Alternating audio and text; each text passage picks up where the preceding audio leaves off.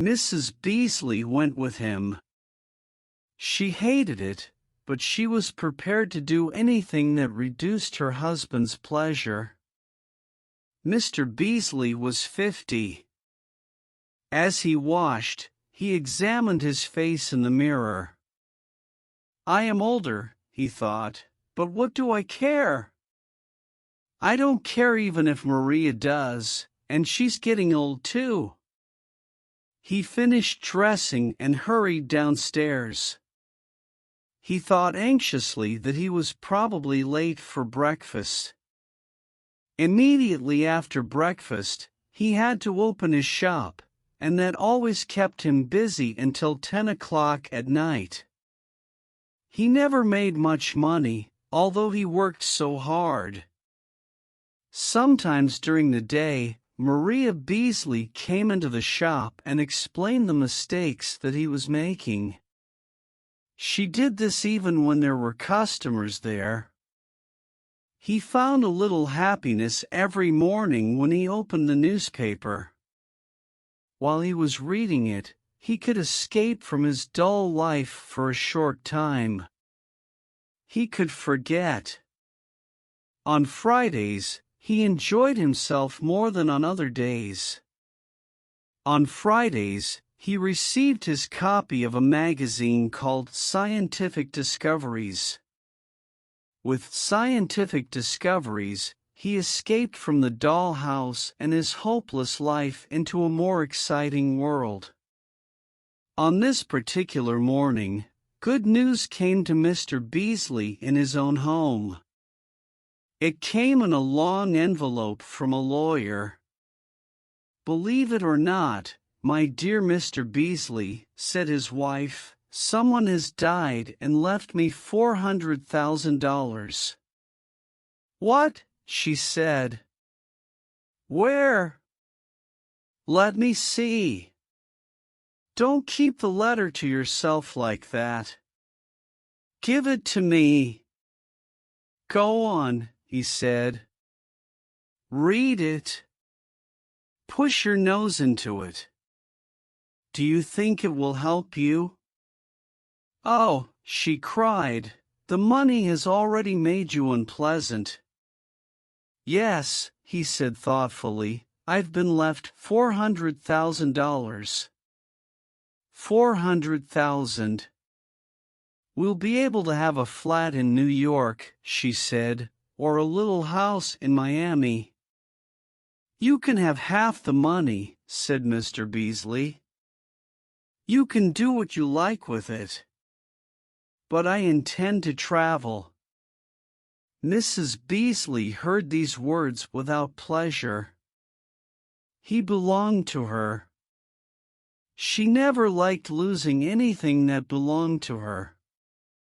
She always wanted to keep everything, even things that had become old and useless. So you want to leave me? She cried. I want to see other places. Unusual places. Different places. In Scientific Discoveries, it says that there are people with very long necks. I want to see them.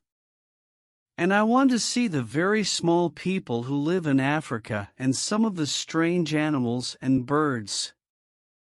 I want to visit the old cities of the Yucatan in Mexico.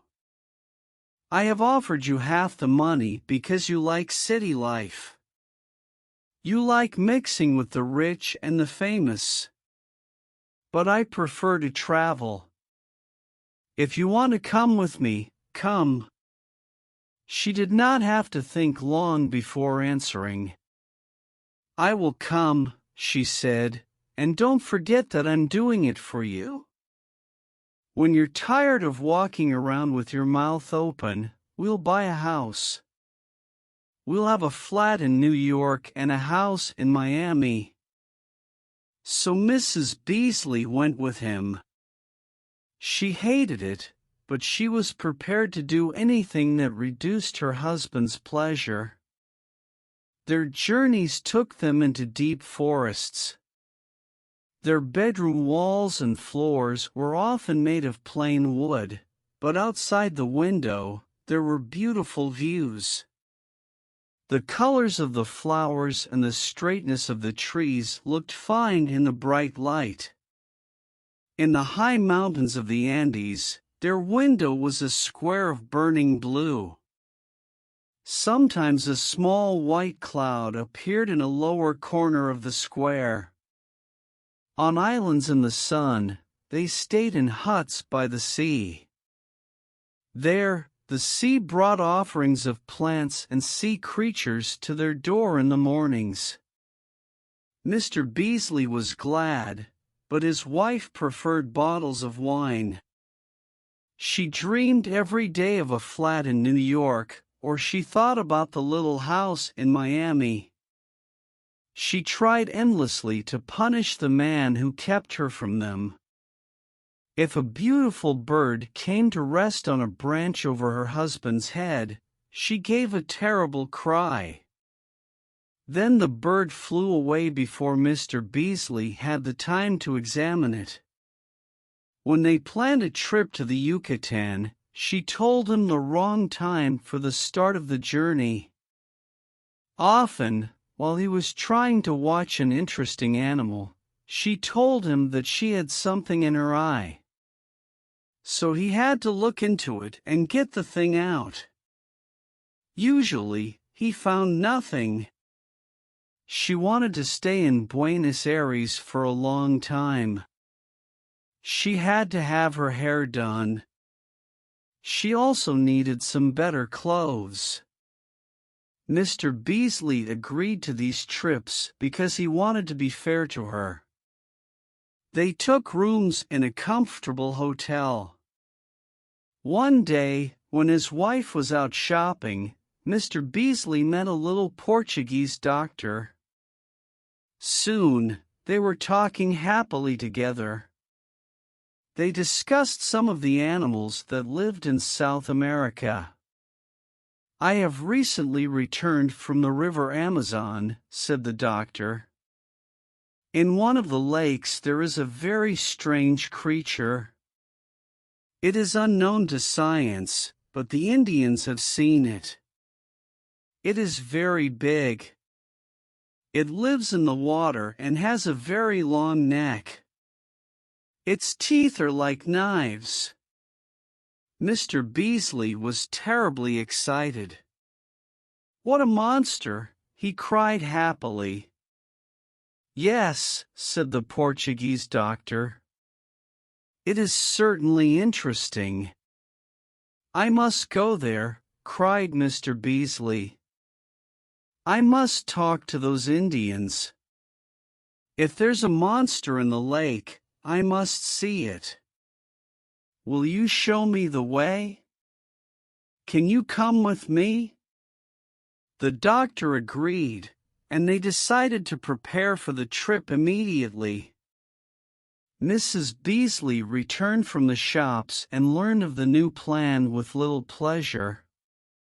The two men explained that they would live near the unknown lake. They would spend their time with the Indians. She was not pleased and spoke rudely to the little doctor. He just replied politely. He had no need to worry. He was going to be paid well for his help.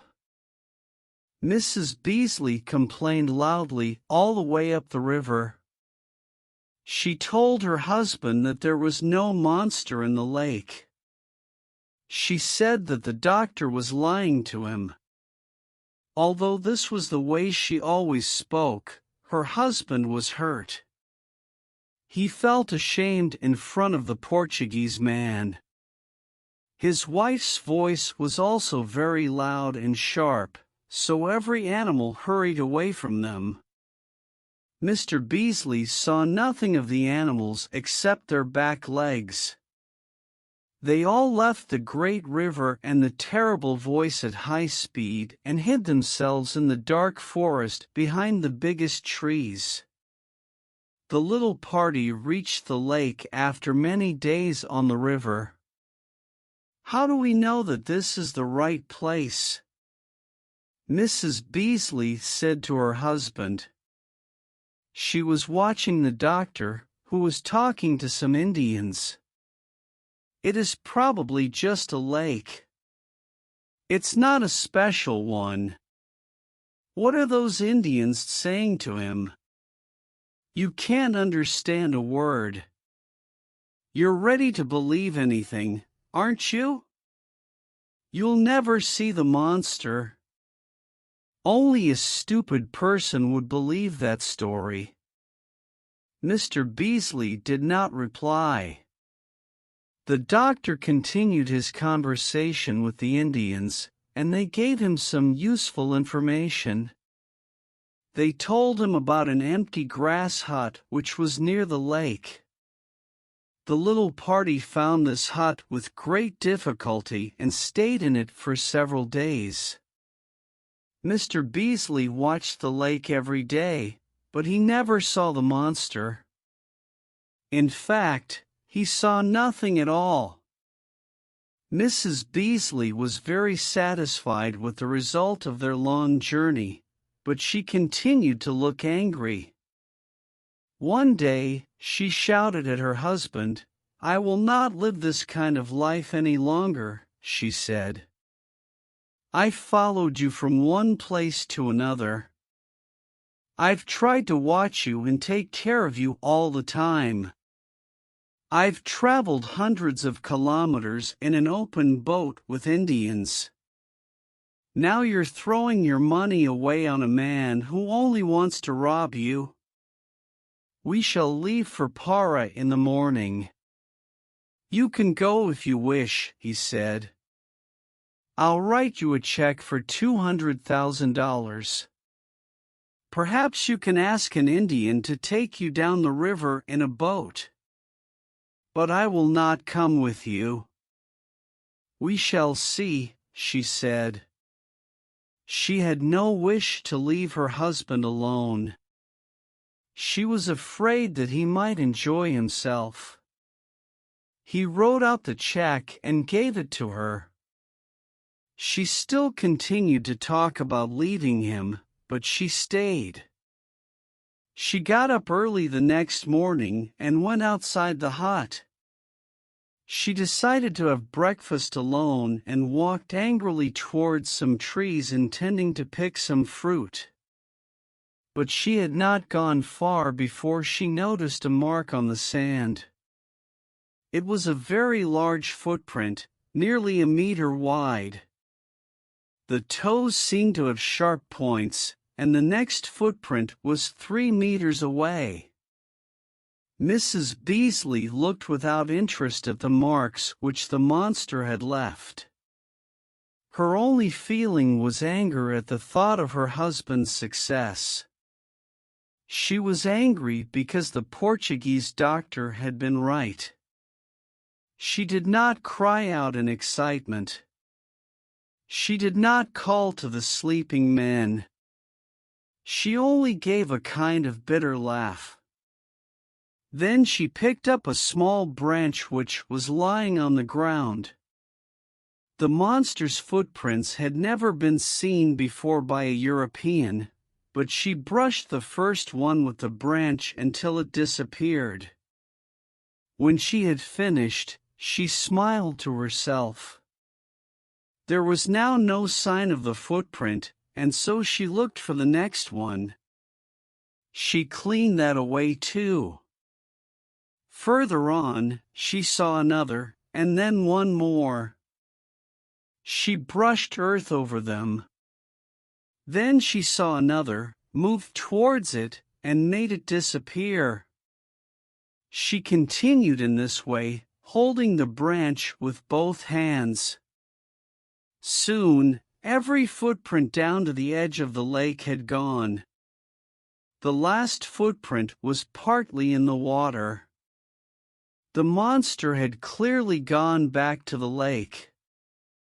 Mrs. Beasley stood up straight. She looked coldly back towards the hut. "I will tell you about this," she said to herself, thinking of her sleeping husband. When we are far away, we shall be in our house in Miami, and you will be an old man. You will never see the footprint or the monster. You'll be too old to do anything. Then, at that moment, there was a sound in the water behind her, and large teeth closed on her. The Portuguese doctor had described these teeth very well. They were exactly like knives. He had described a number of other details, but she had no time to see if they were correct. After she had given one short cry, she was pulled under the water. Her cry was not heard by either of the men. She had used her voice too much during the past weeks, and it was tired. A short time later, Mr. Beasley awoke and saw that his wife was absent. He went to talk to the doctor and asked him if he had seen her. The doctor, of course, knew nothing and went back to sleep. Mr. Beasley went outside and looked around for his wife, but he could see nothing. He returned to his friend. "I think my wife has run away," he explained. "I found her footprints. They lead down to the lake. I expect she saw an Indian in his boat who has taken her away from here. She was talking about leaving yesterday. She wants to find a small house in Miami." "That is not a bad place," the doctor replied. "But Buenos Aires is probably a better one. I'm sorry we haven't found the monster, my dear friend. Let us go back to Buenos Aires. I will show you some things there that will surprise you. They are very different from anything here." "Of course, you're a very good friend," said Mr. Beasley. "You make even life in a city seem attractive." "If you get tired of it," the Portuguese said, "we can always move on. I know some wonderful islands with friendly people on them. We can visit them after we leave the cities."